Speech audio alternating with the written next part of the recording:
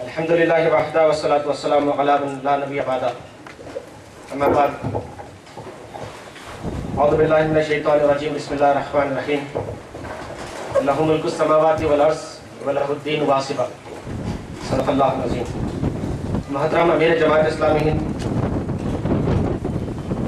مرکزی ذمہ داران و حلقہ،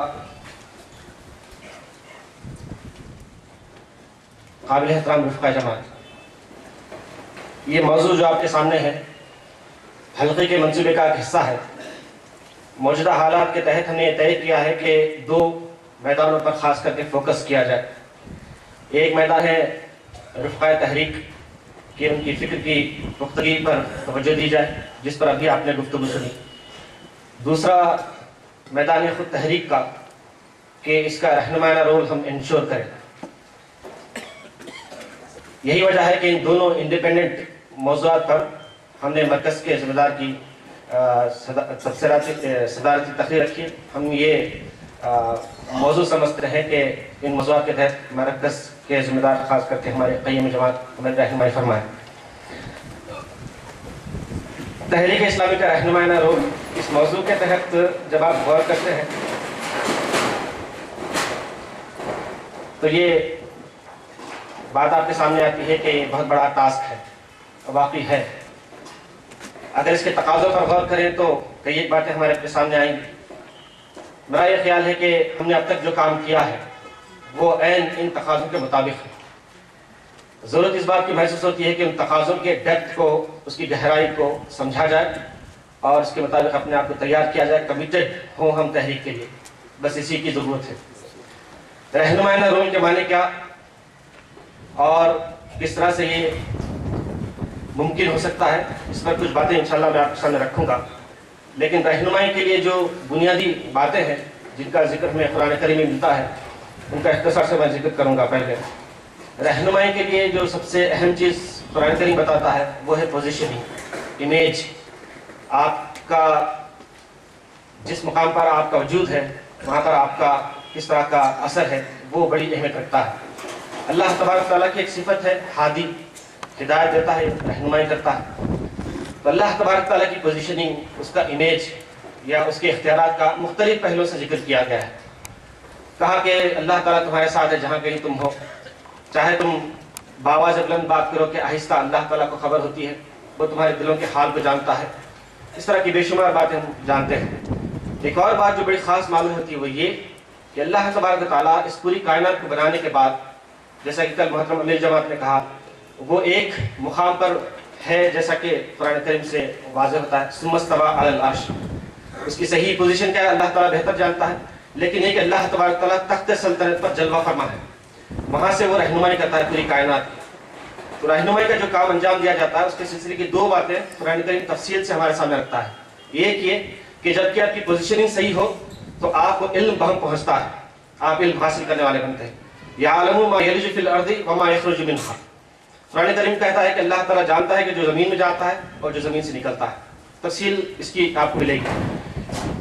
پھر دوسری بات یہ بتائی گئی وَإِلَى اللَّهِ تُرْجَعُ الْأُمُورُ، کہ فیصلے کے لیے تمام معاملات اللہ کی طرف رجوع ہوتے ہیں۔ ایک یہ پہلو کہ اللہ تبارک تعالیٰ علیم و خبیر ہے، اس کا ذکر کیا گیا، اور دوسرا یہ کہ اللہ تبارک تعالیٰ اس کا پورا اختیار رکھتا ہے، عزیز ہے وہ کہ وہ جس طرح کے چاہے فیصلے کرے۔ مَا أَمْرُنَا إِلَّا وَاحِدٌ كَلَمْحٍ بِالْبَصَرِ، کہ ہمارا حکم تو بس ایک حکم ہوتا ہے جو پلک جھپکتے ہی روب عمل آ جاتا ہے۔ تو اللہ تبارک تعالیٰ کے اختیارات کا اور اس کے علم کا قرآن کریم نے مختلف پہلوؤں سے ذکر کیا ہے۔ اگر کوئی شخص رہنمائانہ رول ادا کرتا ہے تو وہ ان کوالٹیز کو اپنے اندر پیدا کرے۔ کوئی تحریک اپنے رہنمائانہ رول کو انشور کرنا چاہتی ہے تو ان دو کوالٹیز کو اپنے اندر پیدا کرے۔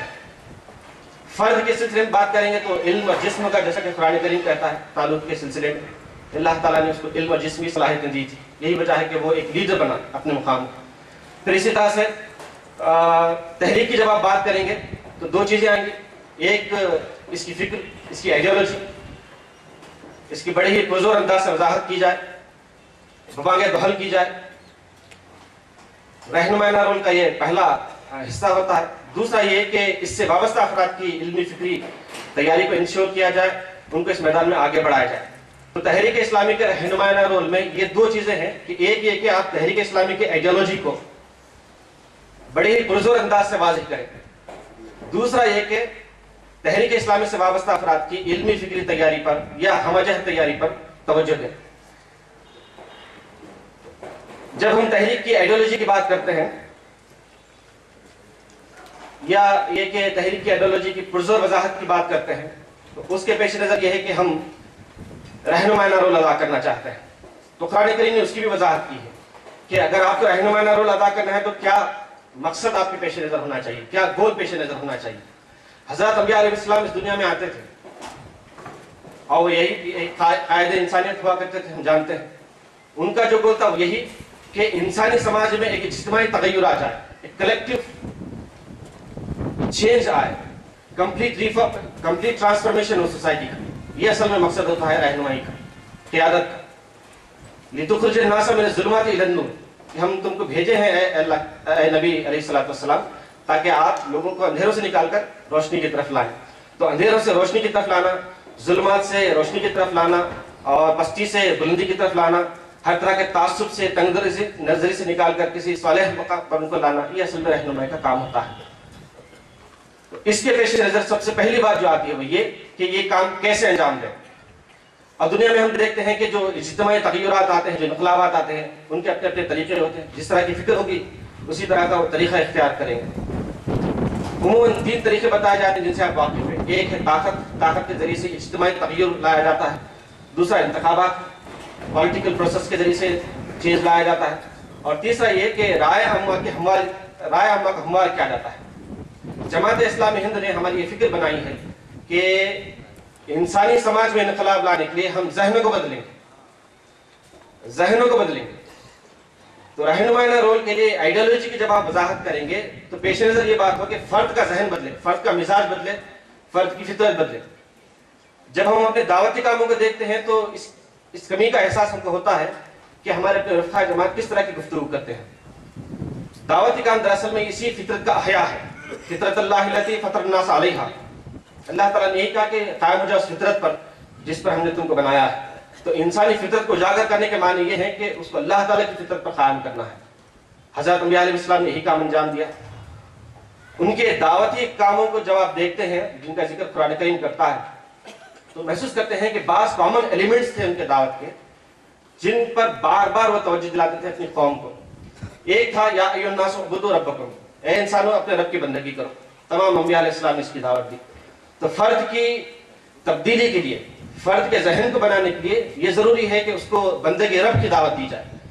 کسی اجتماعیت کی طرف، کسی شخصیت کی طرف دعوت دی جائے تو اسی طرح کا اس کے اندر ڈیولپمنٹ ہوگا۔ رب کی طرف دعوت دیں تو ظاہر بات ہے اس کی فطرت بدل جائے گی۔ دوسرا ایلیمنٹ ہم کو یہ محسوس ہوتا ہے کہ حضرت انبیاء علیہ السلام نے بندگان خدا پر واضح کیا کہ جس خدا کی طرف ہم تم کو بلاتے ہیں اس کی کیا نعمتیں تم پر ہیں، کیا احسانات ہیں۔ الذی جعل لکم الارض فراشا، اس نے تمہارے لیے زمین کا فرش بنایا، والسماء بناء، اور آسمان کی چھت بنائی۔ تو زمین اور آسمان کے درمیان جتنی بھی اچھی چیزیں وہ محسوس کرتا ہے، فائدہ مند چیزیں محسوس کرتا ہے، وہ من جانب اللہ ہے، اللہ تعالیٰ کی نعمتوں کا ذکر۔ تیسری بات ہے خوف خدا، آخرت کا احساس دلایا جائے کہ اس کو مرنا ہے۔ حضرت انبیاء علیہ السلام نے اس کی طرف ان کی توجہ مبذول کرائی، ہم اچھی طرح سے جانتے ہیں۔ تو ہم یہ سمجھتے ہیں کہ آئیڈیالوجی کی بہتر انداز سے وضاحت کے لیے یہ ضروری ہے کہ فرد کے ذہن کو بدلا جائے، اور فرد کے ذہن کو بدلنے کا یہ طریقہ ہو کہ ہم اس کی فطرت کو مخاطب کریں۔ آج کی حالت میں جب ہم دیکھتے ہیں تو یہ کام بڑا دشوار نظر آتا ہے۔ ہمارے اس ملک میں ایسی بہت سی قومیں ہیں جنہوں نے شخصیات کو اپنے سامنے رکھا ہے۔ ایک ایک شخصیت ایسی ہے ہمارے اس ملک کی جن کے پیچھے ہزاروں نہیں بلکہ کروڑوں فالوورز ہوتے ہیں۔ تو فرد کی فطرت جو ہے جو اسلام پر بنائی گئی ہے، اللہ تعالیٰ کی فطرت پر بنائی گئی ہے، اس فطرت کے انسان اور خدا کے درمیان بے شمار پردے ہم کو حائل نظر آتے ہیں۔ تو ان کو چاک کرنا ہماری اپنی ذمہ داری ہے۔ جس قدر ہم چاک کریں گے اسی قدر کامیاب ہو جائیں گے۔ دوسری بات جو اس سلسلے کی ہمارے سامنے آتی ہے وہ یہ کہ دین اسلام کو رہنما دین کے طور پر لوگوں کے سامنے پیش کیا جائے۔ ہمارے اس ملک میں مذہب کا ایک مخصوص تصور ہے، اسی تصور کی مناسبت سے وہ اعتراضات بھی کرتے ہیں کہ مذہب کا کام سماج میں نہیں ہونا چاہیے، گھر میں ہونا چاہیے مذہب۔ یہ اس لیے کہتے ہیں، ان کا قصور نہیں ہے، ان کی ذہنیت اس طرح کی بن گئی ہے۔ تو ہمارے اس ملک میں مذہب کا بڑا ہی محدود تصور پایا جاتا ہے۔